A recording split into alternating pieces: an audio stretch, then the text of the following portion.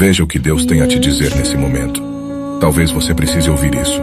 Meu filho, você pode não me conhecer, mas eu sei tudo sobre você. Eu sei quando se senta e quando se levanta. Eu conheço bem todos os seus caminhos. E até os cabelos da sua cabeça são todos contados. Pois você foi feito à minha imagem.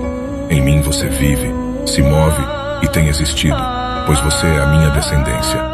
Eu te conheci mesmo antes que você existisse. E escolhi você quando planejava a criação. Você não foi um erro, pois todos os seus dias estão escritos no meu livro. Eu determinei o momento exato do seu nascimento e onde você viveria. E o meu desejo é derramar meu amor sobre você.